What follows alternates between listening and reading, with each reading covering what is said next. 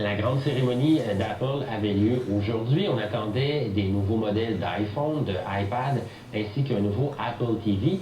De toutes ces annonces, ce qu'on remarque surtout du côté de l'entreprise à la pomme, c'est son intérêt à se tourner vers une clientèle d'affaires. On va discuter donc de cette grande présentation réalisée par Apple avec Philippe Newbourg, qui est un analyste indépendant spécialisé en technologie de l'information. Bonjour, M. Newbourg. Bonjour. Alors, vos premières impressions sur la présentation de ces nouveaux produits d'Apple? Alors, elle n'est même pas encore terminée. On vient d'annoncer, Tim Cook vient d'annoncer les iPhone 6S et 6S Plus. On n'en connaît pas encore le prix.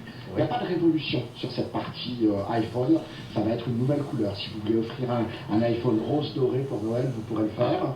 Mais c'est à peu près tout. La vraie révolution, elle est du côté de l'iPad et de l'Apple TV.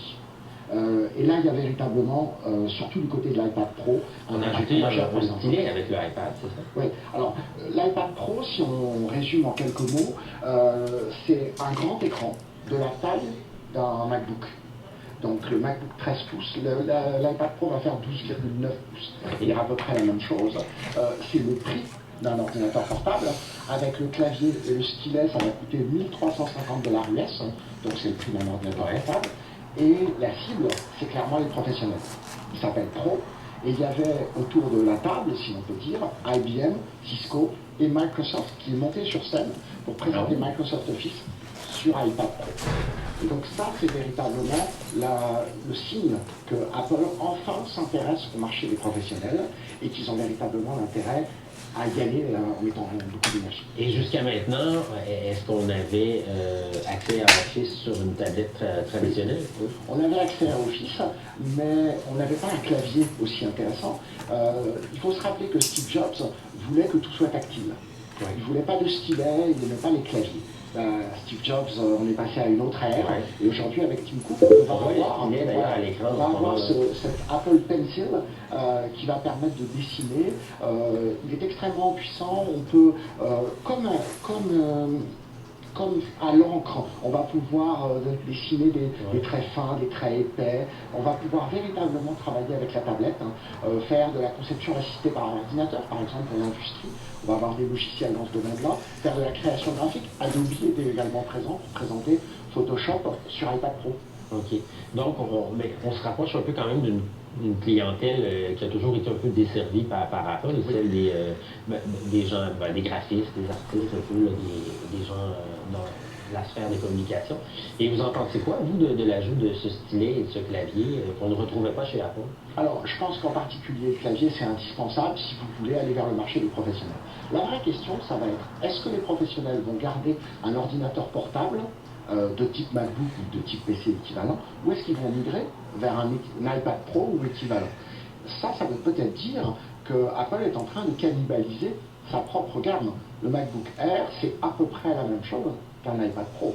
Alors, est-ce que les gens vont acheter les iPad Pro en plus, ou est-ce qu'ils vont abandonner les achats de MacBook Air pour aller vers l'iPad Pro? C'est peut-être là où on va avoir des évolutions intéressantes.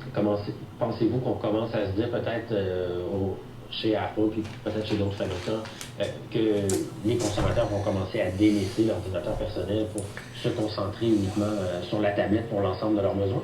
Alors, c'est déjà le cas dans les familles. On a très souvent autour de la télévision quelqu'un avec une tablette plutôt qu'avec un ordinateur personnel. C'est plus facile à transporter, à tourner pour montrer quelque chose à l'autre. Mais là, c'est le marché de l'entreprise. Apple cible par exemple beaucoup le marché de la santé.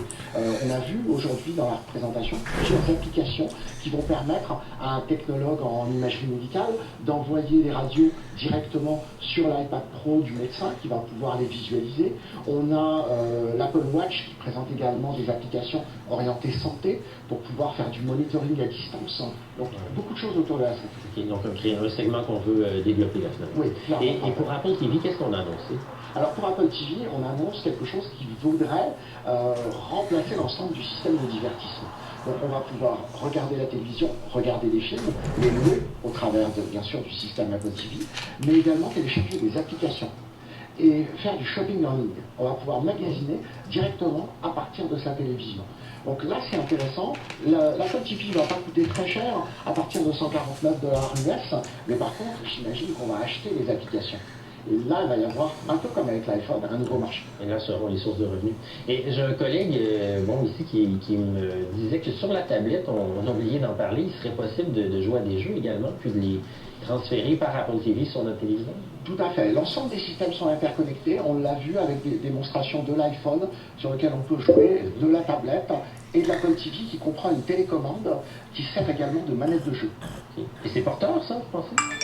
Oui, mais je pense qu'il y a beaucoup plus d'intérêt au travers des applications qui vont permettre d'acheter des choses. Il y a du revenu pour Apple à générer autour de ça. Je vous rappelle que par exemple sur l'App Store, Apple prend 30% de tout ce qui passe sur la musique, sur les livres, etc. Imaginez que vous achetiez en ligne des produits et qu'Apple prenne une commission sur tout ce qui passe par ces applications. Ça peut générer des revenus colossaux. Merci beaucoup, M. Nouveau. C'est ce qui complète ce segment sur les nouveautés présentées par Apple ce mercredi. À bientôt.